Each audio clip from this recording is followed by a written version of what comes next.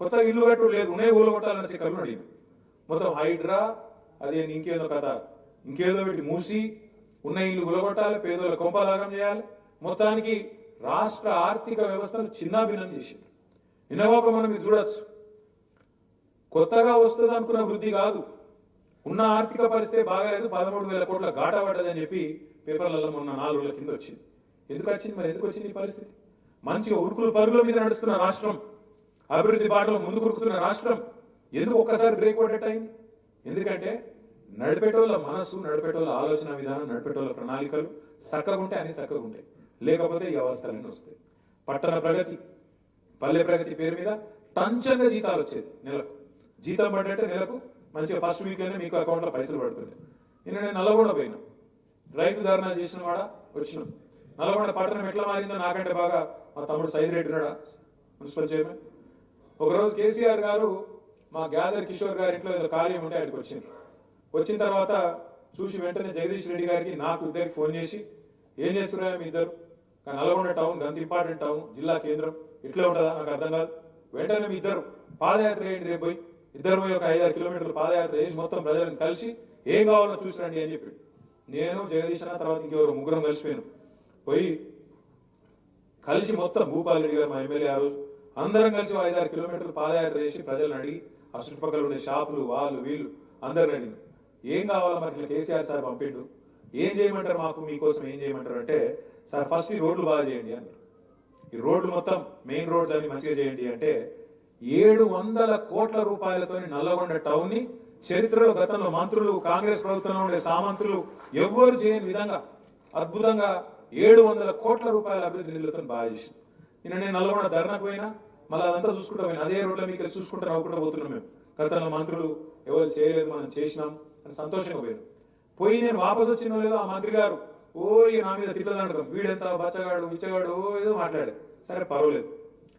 ఆ మంత్రి గారి స్టేట్మెంట్ ఒక దిక్కు వస్తుంది, కింద ఇంకో వార్త వస్తుంది. ఏదిరా అని చూస్తే నల్లగొండ మున్సిపాలిటీలో అక్కడ ఉండే పారిశుద్ధ్య కార్మికులు, సఫాయి సిబ్బంది 4 నెలల నుంచి జీతాలు ఏమో ధర్నా చేస్తాను. ఒక గత గొప్పగా వారు అంటే తిట్టేందుకు, నోరు వారేసుకున్నందుకు ఎంతనో వారేసుకోవచ్చు, నోరే కదా. కానీ పని చేయాలంటే సొంత మంత్రి నియోజకవర్గంలో నల్లగొండ మున్సిపాలిటీలో 4 నెలల నుంచి జీతాలు లేవు మున్సిపాలిటీ. ఆ మంత్రికి సోయి కూడా లేదు. ఇక ఆయన మంత్రి ఇంకా మళ్ళీ మన తిట్టుడు బచ్చగాడు ఇట్లా అట్లా. నేనేమంటున్నా అంటే తిట్టుడు ఈజీ, నోరు వారేసుకున్నాడు ఈజీ, కానీ పని చేసుడు కష్టం. ఇవాళ ఉన్న ప్రభుత్వానికి ఇలా తెలిసి వస్తున్నది. 420 హామీలు ఇచ్చారు, 1 కాదు 2 కాదు, ఇది ఇస్తాం అది ఇస్తాం. కేసీఆర్ గారు 498 పథకాలు పెట్టిండు కాబట్టి, పుట్టుక నుంచి సాగు దాకా అన్ని చూసుకున్నాడు కాబట్టి మేము అంతకంటే ఎక్కువ చేయాలన్న తాపత్రయంలో 420 హామీలు ఇచ్చారు. ఇది ఏమైంది? ఇప్పుడు అధికారం వచ్చింది కానీ నడపస్తలేదు. ఇక అటు చూస్తాను ఇటు చూస్తాను, ఒకటే పని చేస్తాను.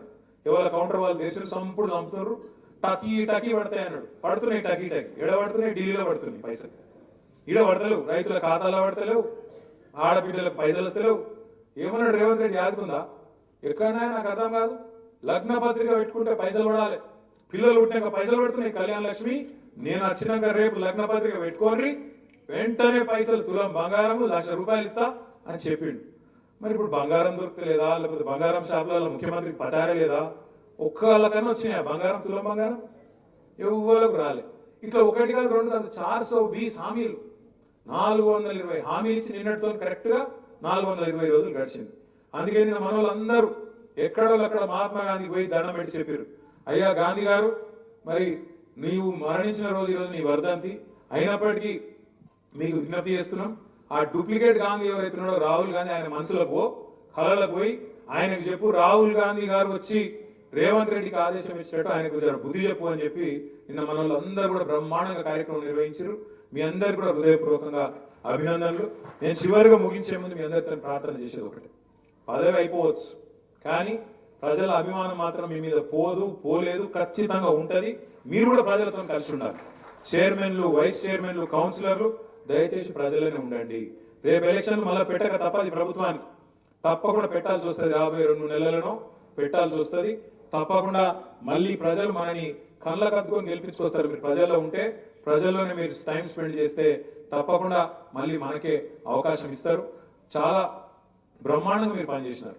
మా అన్నపూర్ణ గారు ఇక్కడనే ఉన్నది, మా సూర్యాపేట మున్సిపల్ చైర్మన్ గారు. జగదీష్ రెడ్డి గారి గురించి ప్రత్యేకంగా చెప్పాలి ఈ ఒక విషయం. ఎందుకంటే అన్నపూర్ణ గారు నిజానికి సూర్యాపేట జనరల్ సీట్, అక్కడ రిజర్వేషన్ ఏం లేదు. కానీ ఒక దళిత ఆడబిడ్డకు 5 ఏళ్ళు అవకాశం ఇచ్చి మున్సిపల్ చైర్మన్ గా అక్కడ కూర్చోబెట్టి మన నాయకుడు జగదీష్ రెడ్డి గారు నిర్ణయం తీసుకుని పెద్దలు కేసీఆర్ గారి ఆదేశం మేరకు 5 ఏళ్ళు అద్భుతంగా పనిచేసింది అన్నపూర్ణ గారు. నేను కూడా 2-3 కార్యక్రమాల్లో వాళ్ళ కూరగాయల మార్కెట్ యార్డు ఇతరత్ర పాల్గొన్నాను. చాలా గొప్పగా ఇట్లాంటి 1-2 కాదు, ఇట్లాంటి కథలు ఇప్పుడు నేను చెప్పాలనుకో 2 గంటలు చెప్పాలి. మీకు ఆకలి అవుతుంది, నాకు ఆకలి అవుతుంది, వెనకాల బువ్వ కూడా ఉంది. కాబట్టి ముందుగా సన్మానం కార్యక్రమం చేసుకుందాం. చేసుకున్న తర్వాత అది కూడా మిమ్మల్ని పేర్లు పిలుస్తారు. దయచేసి కొద్దిగా ఓపికగా ఉండండి. ఇంత దూరం వచ్చిండ్రు, ఓపికగా ఉండండి. ఏం లేదు, ఒక చిరు సత్కారం. మీకు ఇంత దూరం వచ్చినందుకు మా సీతాలక్ష్మి గారికి ఇంకా మిగతా వాళ్ళు కూడా చాలా దూరం నుంచి వచ్చినారు, కొత్తగూడ నుంచి ఇంక ఇతర ప్రాంతాల నుంచి. మరి మీ అందరికి కూడా నా రిక్వెస్ట్ ఏంటంటే మళ్ళీ మీరందరూ ఇళ్ళలోకి పోవాలి, కూర్చోండి అనుకోండి, ఇళ్ళలోకి పోవాలా. కానీ కొద్దిగా ఓపిక ఉండండి. పిలిచిన వాళ్ళే రండి. వస్తే ఇక్కడ వేదిక మీద జంటగా వస్తే జంటగా చిరు సత్కారం, లేదా మీరు ఒంటరిగా వచ్చిన వాళ్ళకి ఒంటరిగానే చేసి తర్వాత భోజనాలకు పోదాం. ఓపికగా ఒక్క 45 మినిట్స్ 30-40 మినిట్స్ లో ముగించుకుందామని పిలిచిన వాళ్ళు రండి. దయచేసి మిగతా వాళ్ళు ఎక్కడ వాళ్ళు అక్కడ మీ స్థానాల్లో ఆసీనులు కావాలని కోరుతూ మీరు ఏర్పాట్లు చేసినట్టయితే కుర్చీలు ముందేద్దాము, ఇక్కడ వెళ్దాము. ఇది తీసేయండి, కార్తీక్ తీసేయండి. జై తెలంగాణ, జై కేసీఆర్. ఇది తీసేయండి. దయచేసి దయాస్ మీద కూర్చోండి. మీరు చక్కగా వాళ్ళు చక్కగా ఉంటారు, కూర్చోండి.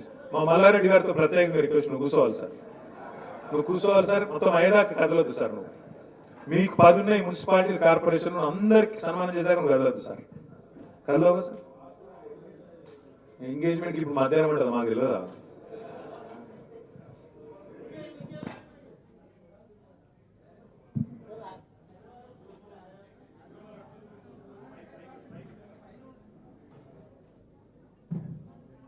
దయచేసి అందరూ కూర్చోవాలి, పిలిచిన వాళ్ళు మాత్రమే రావాలి. ముందుగా భద్రాద్రి కొత్తగూడెం నుండి సీతాలక్ష్మి గారు, సీతామహాలక్ష్మి గారు.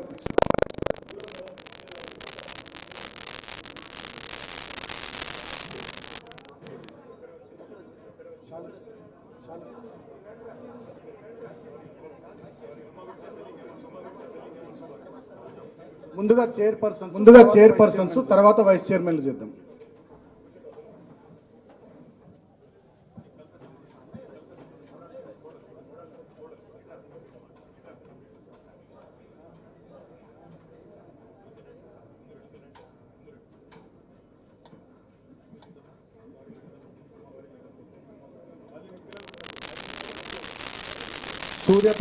సూర్యాపేట మున్సిపల్ చైర్పర్సన్ అన్నపూర్ణమ్మ గారు నెక్స్ట్.